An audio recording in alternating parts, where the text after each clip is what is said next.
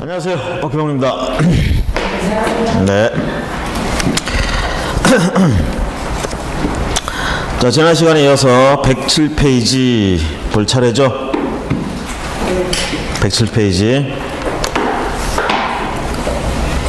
개업공인중개사의 의무 보도록 하겠습니다.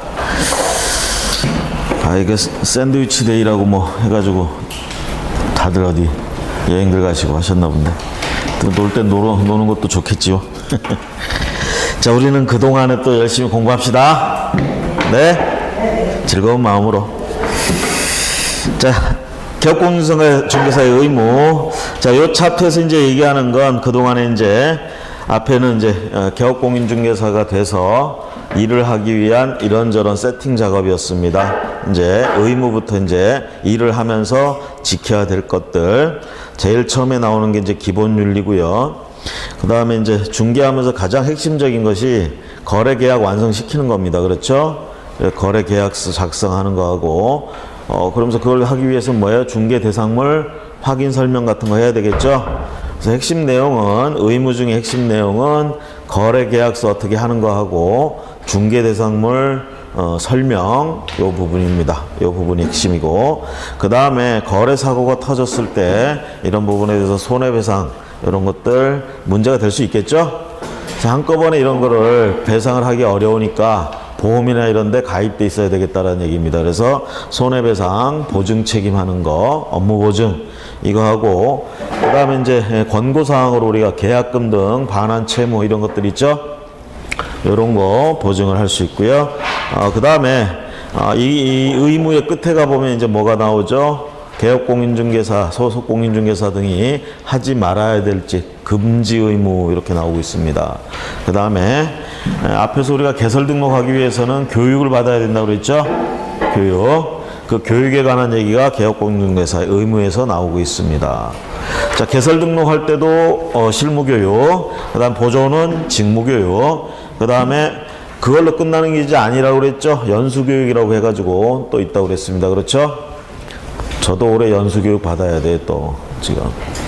그 재작년에 2016년에 이제 그 경각 규정 지나가지고 처음 그 연수교육 규정이 이제 발동돼가지고 2년 전에 이제 받았어요. 제가 2년마다 받게 돼 있습니다. 연수교육을 2년마다 몇만 원씩 내라는 소리야.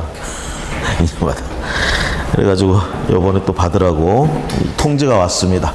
그래서 이제부터 여러분들은 실무교육 받고 개설 등록한 다음에 일을 하면서 2년마다 연수교육을 받아야 된다.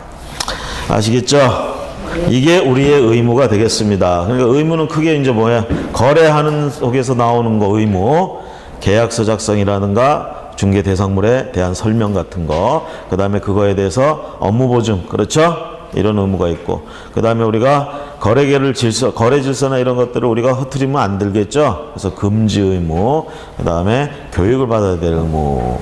당연히 그 밑바탕에 뭐예요? 성실히 해야 될 의무가 있다라는 거. 성실. 그렇죠?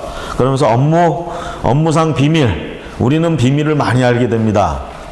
아시겠죠? 개인의 재산이나 이런 부분에 대해서 우리들한테 이제 와서 내놓고 가니까 그 집 속사정은 이게 또 사랑방처럼 운영하게 되면 그 집에 이제 숟가락까지 우리가 다 알게 되는 이런 일들이 생기죠. 그래서 누구 집에는 부부 사이가 안 좋더라 뭐 이런 소리들 어디 가서 하면 돼요, 안 돼요? 했다가 다른데 나중에 그 귀에 들어가면 난리나. 아시겠어요? 그러니까 업무상 비밀을 어떻게 해야 돼? 보장해야 되겠죠? 응? 업무상 비밀을 누설하면 안 돼요. 이런 게 우리의 의무입니다. 첫 번째 봅니다. 개업공인중개사 등의 기본윤리 등이라고 붙었으니까 뭐예요? 개업공인중개사, 소속공인중개사, 중개보조원 전부 다 묶어서 얘기하는 겁니다. 누가 됐든 기본적으로 의무가 있다. 그런데 자, 업무 처리 의무 한번 보세요. 개업공인중개사, 소속공인중개사는 품위를 유지하고 공정하게 중개 관련 뭐 조문이 이렇게 돼 있습니다. 여기 중개보조원이 빠져버렸죠. 이 조문에는 개업공인중개사 등이라고 표현을 안 했어. 이 조문에서는 개업공인하고 소속공인 이렇게 지칭을 해버렸어요. 중개보조원이 빠졌습니다. 앞으로 중개보조원도 좀 넣어줬으면 좋겠어요. 중개보조원도 품위를 유지하면서 해야 되겠죠. 자, 그 다음에 품위 유지 의무. 뭐 이런 건 선언적 의무가 있습니다. 그 다음 신의 성실로서 공정하게 중개 관련 업무 수행한다. 제목만 보시면 되겠습니다. 다음 페이지 넘어가셔서 이미 한 번쯤은 다 읽어보셨을 거라고 생각합니다. 더 읽어보실 필요는 없어요. 가로 3번 하나 체크합니다. 선량한 관리자의 주의 의무, 선관주의 의무라는 얘기죠. 조심하실 건 선량한 관리자의 주의 의무에 관한 규정 자체는 없습니다. 우리 중개법에 그런 건 없는데 판례가 이런 의무가 있다라고 인정을 하고 있어요. 누구에게? 개업공인중개사에게 이런 선량한 관리자의 주의 의무가 있다. 아무래도 판례는 그렇게 얘기를 하겠죠. 그래서 동그라미 1번 두 번째 줄에 대법원 판례에서 확정된 의무다. 규정에는 명시적으로 나와 있지 않습니다. 선관주의 의무. 그 다음에 위반 시 처분해서 나오는데요. 자, 품위를 유지하고 성실하게 하고 신은 성실하게 하고 해야 되는데 이런 걸 위반했다, 뭐 불량하게 했다, 뭐 이렇게 했어. 품위 유지 안 했다. 어떻게 처벌되느냐? 굳이 얘기하자면 업무정지 처분 사유로 갖다 댈 수가 있습니다. 그럼 업무정지 처분 사유에 뭐 품위 유지 안 하면 어쩌게 업무정지 처분 몇 개월 한다 뭐 이런 말이 있느냐? 직접적으로 언급은 안 돼 있는데 거기다 조문 하나 써놓으세요. 39조 1항 14호에 해석에 의할 것 같으면 이런 품위 유지나 이런 것들을 안 했을 때 그 14호에 의해서 업무정지 처분을 받을 수 있다. 아시겠죠? 자, 그 다음 이제 비밀 준수 의무. 자, 비밀 준수 의무는 명시적으로 규정이 되어 있습니다. 준수 의무. 거기 형법에도 이제 업무상 비밀 누설에 관한 죄가 있습니다. 그 참고로 살펴보시고요. 오른쪽에 가시면, 자, 이제 우리 개업공인중개사 등의 비밀 준수 의무. 친고죄는 아닙니다. 반의사 불벌죄는 들어갑니다. 반의사 불벌죄. 그 얘기가 동그라미 4번에 나와 있어요. 친고죄가 아니라는 얘기는 고소가 없어도 경찰이나 이런 데서 수사할 수 있다라는 얘기예요. 아시겠죠? 피해자의 고소가 없어도 수사가 들어가고 기소가 될 수 있다라는 얘기예요. 다만 처벌을 할 때 피해자가 명시적으로 처벌하지 말아달라고 하면 처벌하지 않는다. 그래서 반의사 불벌죄다 이렇게 얘기합니다. 친고죄는 아니라고 그랬어요. 우리가 이제 갖다가 헷갈리면 이 업무상 비밀 누설죄 친고죄라고 오해할 수가 있어요. 근데 친고죄가 아니라고 대신 뭐라고요? 반의사 불벌죄에 해당한다고요. 자, 동그라미 1번 봅니다. 개업공인중개사 등은 이 법 및 다른 법률에 특별한 규정이 있는 경우를 제외하고는 업무상 알게 된 비밀을 누설하여서는 아니 된다.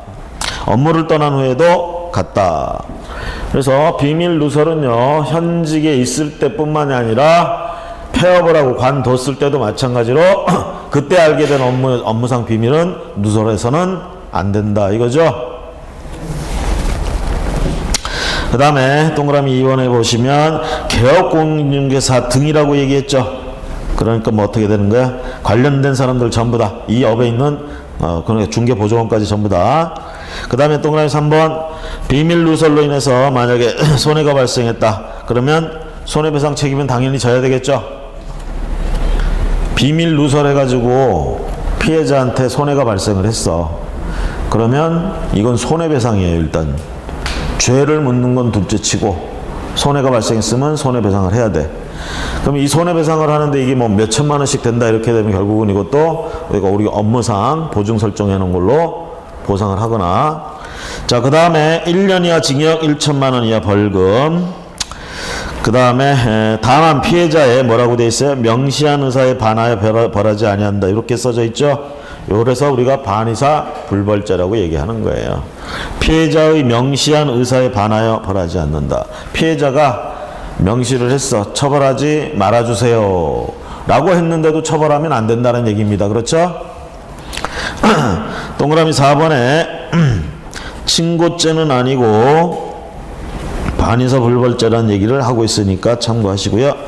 자, 3번에 비밀 준수 의무의 예외. 어디나 항상 원칙이 있으면 예외가 있습니다. 비밀을 준수하는 게 원칙이지만 예외적으로 어떤 소송이 걸려가지고 내가 거기 나가서 증언을 해야 된다든가 이럴 때 법령에서 또 그런 것들을 말하고 했을 때 우리가 업무상 비밀 누설 요게 면책된다 이렇게 보시면 돼요. 누설을 할 수밖에 없다라는 것. 자, 그래서 예외 동그라미 1번 법률상 비밀사항을 고해야 할 의무가 있을 때 동그라미 2번에 자, 거래 상대방의 비밀사항을 고할 의무가 있는 경우에 자, 1번은 법에서 이러이러한 경우 뭐 재판을 한다든가 뭐 할 때는 업무상 비밀이라고 할지라도 밝혀라 이렇게 돼 있으면 밝히는 거예요. 또 하나 이제 2번에는 동그라미 2번에는 뭐냐면 우리가 이제 중개 대상물 설명하고 중개하다 보면 물건의 하자 같은 게 있을 수도 있잖아요. 그렇죠? 자, 이런 하자 같은 건 이거는 사실 파는 쪽 입장에서는 숨기고 싶다. 비밀로 해달라고 하더라도 이런 거는 밝혀야 되겠죠? 그렇죠? 이런 것들은 어쩔 수 없이 밝혀야 된다라는 거. 그 다음에 동그라미 3번에 가시면 비밀이라 하더라도 본인이 승낙을 한 경우에는 밝혀도 상관이 없습니다. 그렇죠? 그렇잖아요. 그래서 세 가지 경우 이렇게 예외가 있다라는 거. 그래서 원칙적으로는 비밀은 준수돼야 됩니다. 엄수되고요. 예외적으로 밝힐 수 있습니다. 그래서 법령이나 아니면 의무가 됐을 때 그렇게 하자나 이런 거 알려야 되는 그런 상황들 이렇게 됐을 땐 알릴 수 있고 그 다음에 그 비밀의 주체가 승낙을 한 경우에는 밝혀도 된다. 아시겠죠? 자, 그 다음에 중개대상물 확인 설명, 교부 보관 의무 이렇게 나오고 있습니다. 그래서 이거는 이제 항상 정리하고 가야 되겠죠. 중개 대상물, 그 다음에 거래 계약. 요 두 가지 할 때 중개 대상물 뭐 하죠? 확인, 설명, 근거, 제시. 그 다음에 우리 거래계약서 쓸 때 작성, 교부, 보존. 그렇죠?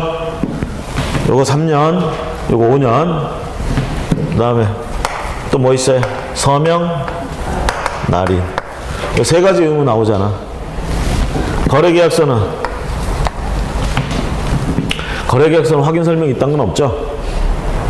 거래계약서 확인 설명하고 이런 건 안 해요. 바로 작성하잖아, 우리. 작성, 교부, 보존. 그 다음에 서명, 날인. 그 다음 이제 여기하고 다르게 뭐 하나 들어가? 거짓 기재. 이중계약서 쓰거나, 거짓 기재. 서로 다른 계약서 쓰거나, 거짓 기재. 이거 하지 말라는 거 아닙니까? 그렇죠? 이렇게 나눠볼 수 있고, 그 다음에 누구? 개업공인중개사가 있고 소속공인중개사가 있고 그렇죠?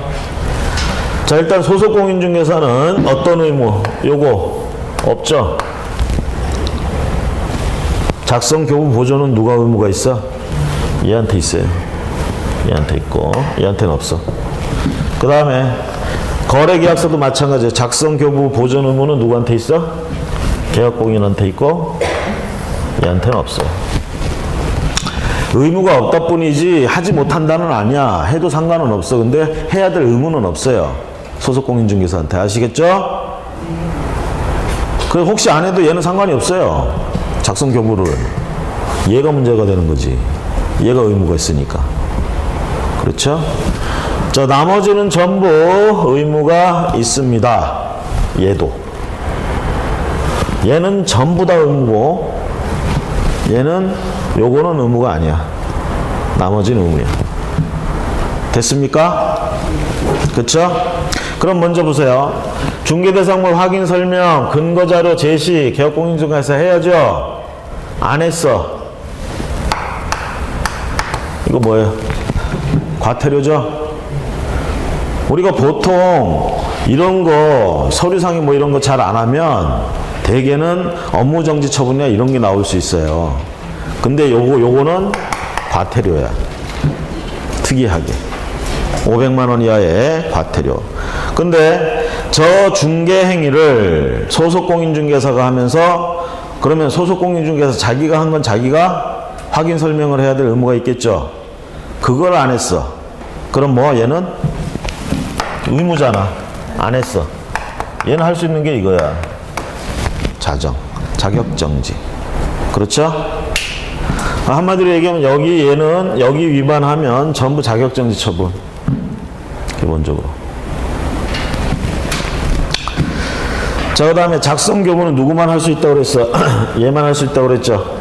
의무가 얘한테만 있다고 그랬죠? 얘가 안 했어, 그거. 그럼 얘는 어떤 처분하면 될까? 업무 정지. 업무 정지. 그렇죠? 소속 공인중개사는 의무가 아니라고 그랬죠? 행정처분 안 해요. 자, 그 다음에 서명날인 보세요. 서명날인. 개업공인중개사가 서명날인 안 했어. 여기선 과태료였지만 요거는 뭐예요? 업무 정지처분. 소속공인중개사가 안 하면, 소속공인은 무조건 자정이라고 그랬잖아. 자격 정지. 그렇죠? 자, 그 다음에 거래계약서 작성교부 이거 했고, 여기 의무 없고. 자, 서명날인. 거래계약서 서명날인 해야 되죠? 안 했어. 서명날인 안 하면, 개업공인이 안 하면 업무 정지, 소속공인이 안 하면 자격 정지. 됐습니까? 자, 마지막으로 거짓했어. 거짓으로 기재하거나 둘 이상의 계약서, 서로 다른 둘 이상의 계약서를 작성했어요. 그러면 안 되죠? 그쵸? 그럼 개업공인중개사는 이때 어떻게 하느냐? 등록이 취소될 수도 있어요. 등록이 취소될 수도 있는 이 사유, 상대적 등록 취소라고도 표현하죠. 임의적 등록 취소라고도 얘기하고요. 이런 등록 취소가 될 수 있는 사유는 전부 또 업무 정지 처분 사유에 들어갑니다. 자, 소속공인은 어떤 처분 받을까요? 여전히 자격 정지. 자, 그러니까 머릿속에 조금 그려져요? 오늘 왜 이렇게 목이 그러지? 밖에 날씨도 괜찮은 것 같은데. 남들 놀러 가는 게 배 아파서 그런가? 이게 좀 그려집니까, 머릿속에? 예? 기억이 좀 남겠어요, 이렇게 하면? 이렇게 좀 기억을 해주세요.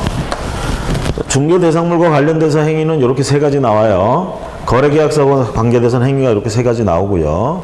그럴 때 이제 항상 문제되는 건 얘 둘이에요. 개업공인중개사하고 소속공인중개사. 자, 그러면서 일단 얘가 의무가 없는 거 딱 제끼세요. 이거. 작성교부 보전 의무는 얘한테 없어요. 나머지는 전부 의무가 있어. 요 두 가지는 없는 거야. 그 다음에 소속공인중개사는 어쨌든 여기서 의무가 있는 건 전부 의무 위반했을 때 자격정지야. 그렇죠? 그 다음에 이제 개업공인중개사가 뭐야? 원래는 대개는 다 업무정지 처분인데 요놈하고 요놈만 조금 다른 거예요. 이게 뭐였어요? 확인 설명, 근거 제시. 500만 원이야 과태료 처분. 여러분들 3개월 업무정지 처분 받는 게 무거워요? 500만 원 과태료 내는 게 무거워요? 어떤 게 무거울까?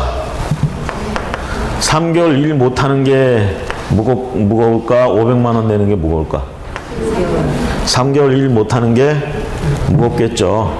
한 달 매출이 얼만데 우리가 매출이 다 이익은 아니죠.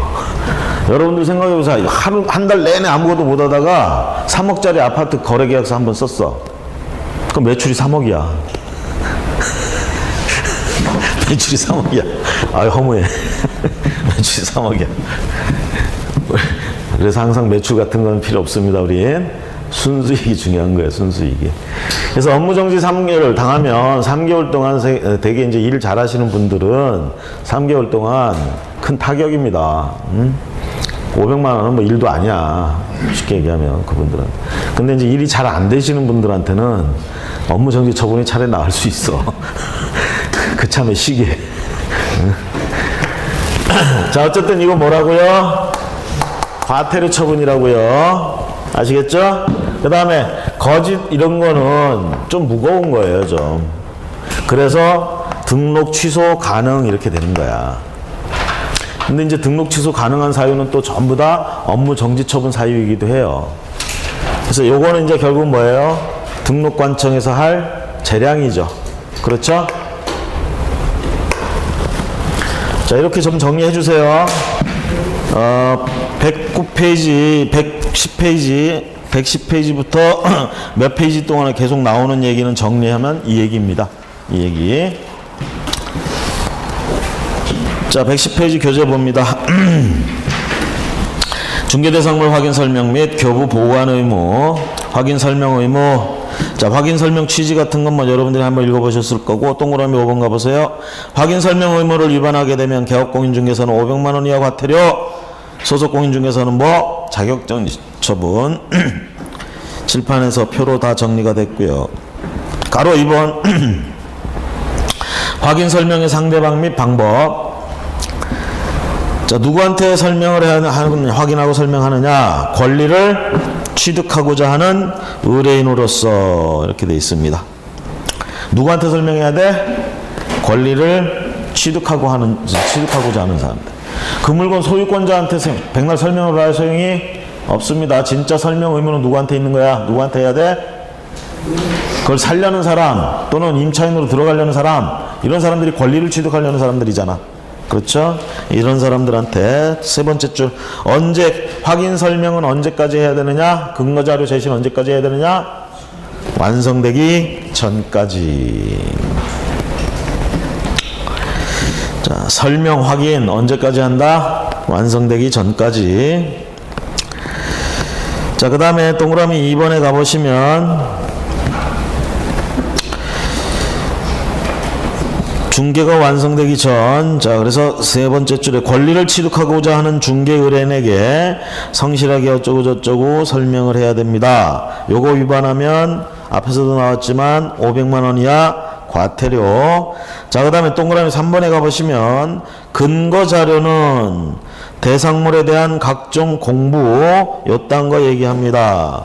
요런 거를 설명할 때 의뢰인에게 제시해야 된다. 이게 제시할 수 있다가 아니라 제시해야 된다 이 얘기예요. 되게 그래서 우리가 등기사항 증명서라든가 대장 이런 것들 기본적으로, 그다음에 토지 이용 계획 확인서 같은 것들 이런 걸 떼가지고 확인 설명을 합니다. 사실 비용이 그렇게 많이 들어가지는 않아요. 그리고 옛날처럼 뭐 거기 가서 띄어야 되는 게 아니라 인터넷으로 거의 다 발급이 가능하기 때문에 우리 법에서도 이런 걸 좀 근거자를 제시하라고 의무를 이렇게 부여를 하게 된 게 그런 게 가능하기 때문에 그렇게 한 거예요. 만약에 이거 이렇게 인터넷으로 안 돼 있고 직접 가서 띄어야 되는데 띄는데 뭐 몇 시간씩 걸리고 비싸고 이런데 이거 의무로 했다 그러면 개업공인중개사들이 가만히 있을까? 가만히 있으면 안 되지. 그쵸? 그래서 옛날에는 임의적인 부분이었는데 요즘에 와서는 근거 자료를 제시하는 거를 의무화 시켜놨다. 됐습니까? 자, 거기 판례 매도인의 진정한 권리자 확인 여부 해서 이게 이제 사고 터지면 굉장히 문제가 됩니다. 세상에는 나쁜 사람들이 많죠. 그래서 뭔가 위조해서 속이려는 사람들, 이런 사람들이 있어요. 거기에 우리가 깜빡 속아 넘어가면 우리는 보통 일반인들보다 전문인으로 취급을 받기 때문에요. 조금 더 깊은 또 조금 더 수준이 높은 주의 의무 같은 것들을 요구합니다. 그래서 우리가 그런 걸 속았다 그러면 굉장히 크게 우리한테 과실 책임을 묻게 돼요. 그래서 그런 책임을 면하려면 적어도 어떤 행동들을 취해야 되느냐라고 했을 때 거기 나온 것처럼 주민등록증이나 이런 것들 통해서 본인 확인하는 것들, 특히 권리를 취득하려는 쪽은 별로 상관이 없어요. 권리를 넘기려는 쪽, 매도인이나 임대인이나 이런 쪽의 신분을 확인하는 게 굉장히 중요합니다. 사고는 거기서 터져요. 아시겠죠? 그래서 그 사람들의 주민등록증 같은 것들을 확인하는 정도까지는 해줘야 되지 않겠느냐라는 얘기죠. 이것까지 위조해가지고 온 건 어쩔 수 없어요. 그건 개업공인중개사한테도 뭐라고 할 수가 없는 거야. 자, 그래서 그 판례는 그겁니다. 적어도 등기부나 주민증 이런 것들 정도는 확인을 해야 시인이 성실하게 의무를 이행했다. 이렇게 얘기할 수 있다는 판례고요. 다음 페이지 확인 설명의 시기. 아까 얘기했지만 언제까지 확인 설명해야 된다? 중개가 완성되기 전까지. 자, 그 다음에 물건 상태에 관한 자료 요구해서 권리를 취득하는 쪽이 아니고 이전하고자 하는 의뢰인에게 물건 상태에 관해서 자료를 요구합니다. 대개 이제 대장이나 등기사항 증명서 같은 거 말고 실제로 이제 실물상의 그런 어떤 자료들 이런 것들을 요구하게 된다라는 거. 자, 이런 요구를 했는데 만약에 응하지 않았다, 불응했다 이러면 동그라미 2번에 뭐라고 돼 있어요? 불응한 경우 그런 설명을 해줘야 됩니다. 취득하고자 하는 자에게. 그러면서 확인 설명서에 기재까지 해주시는 게 나중에 깔끔하게 문제가 됐습니다. 쉽게 얘기하면 우리가 등기사항 증명서나 대장 같은 거는 우리가 쉽게 띄워볼 수 있기 때문에 이거는 의뢰인한테 요구할 필요도 없어요, 사실은. 그럼 뭘 주로 요구하냐면 실물 상태에 관한 것들. 뭐냐, 하자가 있다든가 물건 자체가 뭐 벽면에 금이 갔다든가 뭐가 이럴 수도 있잖아요. 혹시 그런 것들에 대해서 무슨 보수를 했다든가 뭔가를 했다 그러면 그런 뭐 계약서든 뭐든 이런 게 있을 거 아닙니까? 이런 자료들을 좀 있으면 내놓으라고 이제 얘기를 하는 거야. 근데 이제 그런 하자나 이런 걸 숨기려고 자료를 안 내놓을 수도 있어요. 의뢰인들이. 그러니까 의뢰인들이 그걸 또 자료를 반드시 제시해야 될 의무는 없어. 내가 요청을 하면 반드시 해야 되는 건 아니야. 그러다 보니까 안 한다고 되게. 그런데 중요한 건 그렇게 했다가 실제로 하자가 있는 부분을 설명을 못했다. 못하고 의뢰인이 취득하고자 하는 의뢰인이 들어가서 보니까 하자가 있어. 이렇게 되면 내가 확인 설명을 제대로 못한 게 되는 거예요. 근데 나는 분명히 주인한테 내가 설명해야 될 부분을 전부 다 얘기해 달라고 그랬는데 안 해줬단 말이죠. 근거자료 달라고 그랬는데 안 줬잖아. 그쵸? 그런 걸 설명할 수 있는 자료를 달라고 했는데 안 줬잖아. 이런 부분을 증거로 남겨놓으라는 얘기예요. 그래야 내가 책임에서 빠진다는 얘기야. 그럼 이제 증거를 남기는 건 뭐냐? 계약서에 그런 내용을 써놓는 거죠. 이러이러한 자료를 요청했는데 매도 의뢰인이 안 주더라. 그래서 매수 의뢰인한테 이런 부분을 설명을 하고 이렇게 자료를 달라고 했는데 안 줬습니다. 아시겠죠? 자, 그래서 확인 설명서에 그런 내용을 기재해 줘야 됩니다. 여러분들이 중개를 하게 되면 아무도 여러분 편에 서질 않습니다. 아시겠죠? 매도인은 매도인대로, 매수인은 매수인대로 다 자기들만의 논리에 있어서 자기들만을 위해서 얘기할 뿐이에요. 여러분들 편에 서는 사람은 아무도 없어요. 여러분들의 권리와 의무는 여러분들이 지켜야 돼. 쉽게 얘기하면 여러분들이 빠져나갈 길을 만들어 놔야 된다는 얘기죠. 성실하게 하는 게 굉장히 중요합니다. 근데 성실하게 해도 우리가 불리하게 작용하는 경우들이 있단 말이야. 그런 부분들에 대해서는 법에서 이렇게 하라는 건 꼭 지키고 가면 결국은 여러분들이 피해를 최소화시킬 수 있다는 거 아시겠죠? 네? 별로 중요하게 생각하지 않으시는 것 같은데 이 말씀을 저는 몇 번 고비를 넘겼어요. 하면서 진짜로 해보니까 정말 이 법에서 하라는 걸 하는 게 진짜 중요하더라고. 다행히도 그런 걸 해놨기 때문에 덜 타격을 입었는데 아무리 잘해도 그런 실수를 할 수가 있습니다, 우리가. 그래서 그런 부분을 넘어가기 위해서는 이렇게 설명서나 이런 데 반드시 기재를 해주는 게 좋아요. 이게 그런 게 있어. 좋은 게 좋은 거라고 그러고 이렇게 분위기 화기애. 지금 대화도 그렇고 잘 돼갈 것 같아. 근데 내가 이거 지금 굉장히 궁금한 게 있는데 이걸 딱 물어보면 왠지 이 판이 깨질 것 같아. 응? 그래서 안 물어봐. 그리고 넘어가죠. 나중에 사고가 터져요. 그러니까 계약을 하는 단계에서 중개를 하면서 뭐 내 나름대로 궁금한 게 있다고 그걸 알아서 설명을 해주고 싶은데 괜히 이 얘기를 꺼내면 분위기 망가지고 계약이 안 될 것 같아, 느낌에. 그래서 안 하잖아요. 나중에 계약하고 나서 문제가 꼭 터져요. 별 수 없어. 우리는 굉장히 객관적이 돼야 되고 그런 분위기에 너무 휩쓸리면 안 돼. 거래를 할 때는 우리가 철저하게 중간에 서서 필요한 거, 우리가 생각해낸 거 다 물어보고 해야 됩니다. 차라리 그게 해가지고 깨지는 게 나아, 처음에. 응? 그런 건 해도 나중에 꼭 문제가 돼요. 그래서 궁금한 거 확인해야 될 거 분명히 법에서 하라는 거 그대로 하세요. 하는 게 좋습니다. 아시겠죠? 마치 제가 관공서에서 나온 사람 같아. 자, 그 다음에 확인설명서 기재사항 거기 주의해가지고 나오는데요. 그건 참고하시고, 그 다음에 3번, 4번에 가보세요.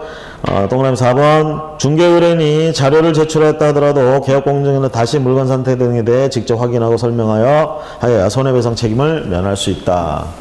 자, 의뢰인들은 어디까지나 자기에게 유리한 것만 내놓기 때문에요. 우리가 직접 할 수 있는 건 최대한 다 직접 해야 됩니다. 자, 그 다음에 신분증명 제시 요구. 신분증명서, 매도인이나 이런 경우에 대개 우리가 임대차도 마찬가지고요. 진짜 주인이 맞는지 이런 거 제시 요구해서 보라는 얘기입니다. 그 다음에 확인 설명사항.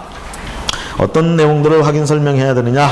동그라미 1번에 끄트물에 기본적인 사항, 동그라미 2번 권리관계가 하는 사항, 동그라미 3번 거래 예정 금액, 동그라미 4번 토지 이용 계획 같은 것들을 통해서 규제 사항들, 동그라미 5번에 시설물의 상태, 우리가 수도나 전기, 가스 이런 주택 같은 것들은 이게 다 기본이죠.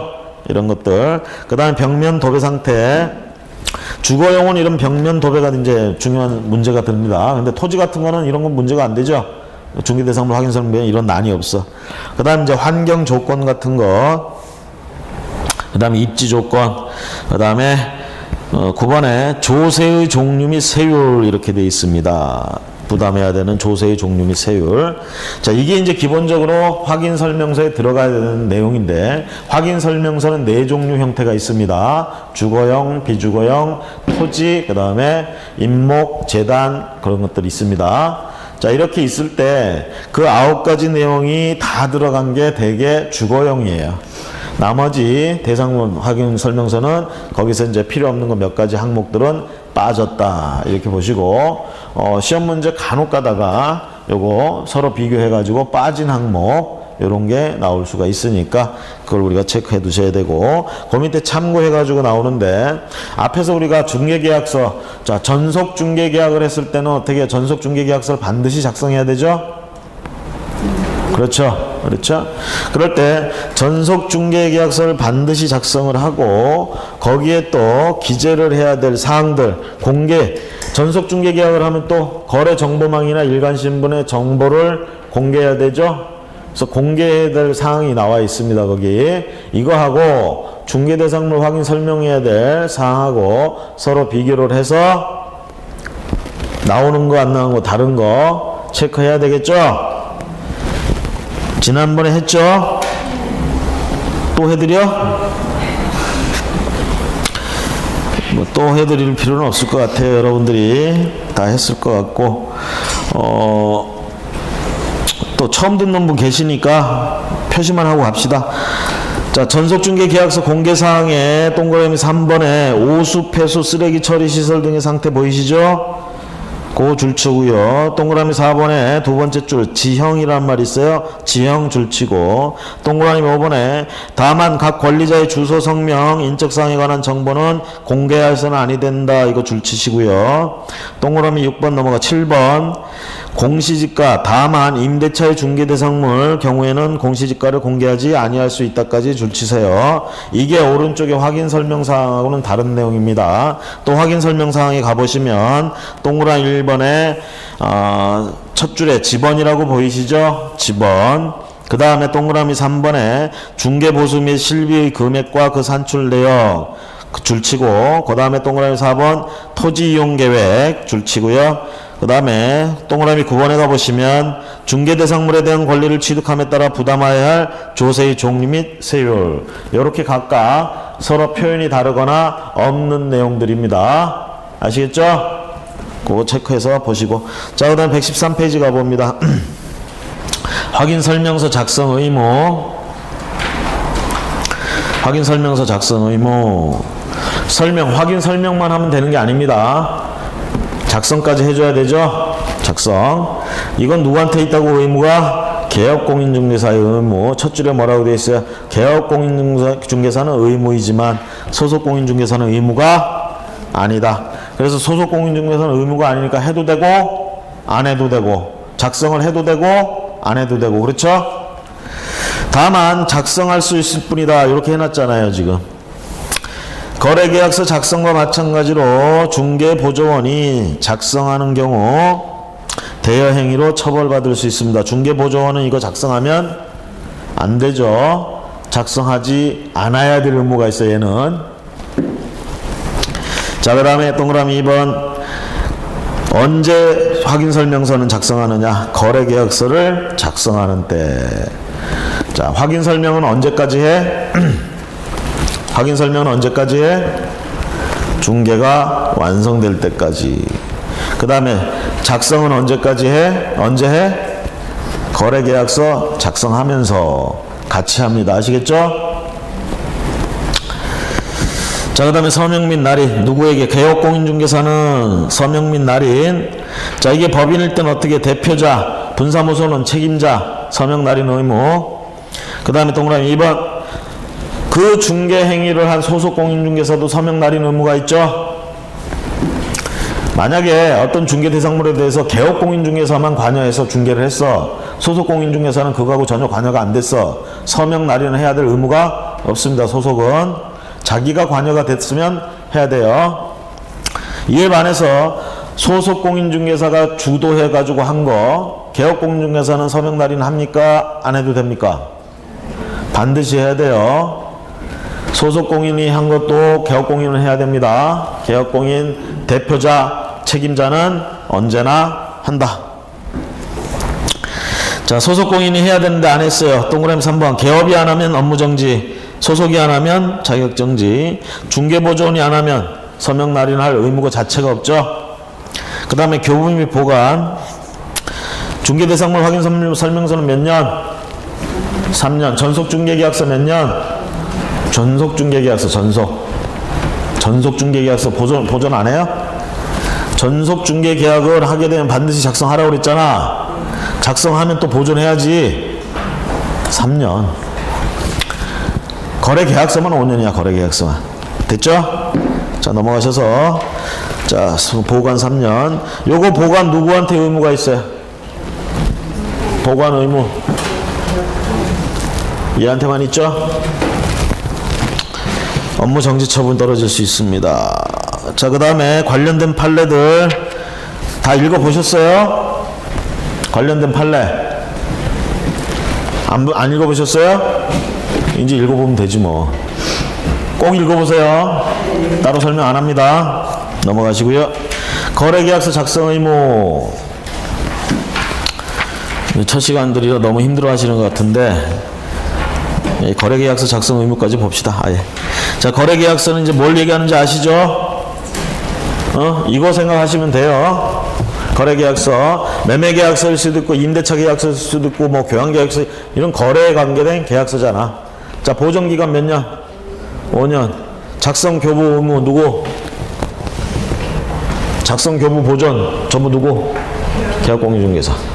안 하면 업무정지 처분. 얘는 그런 의무가 없고. 서명 날인 누가?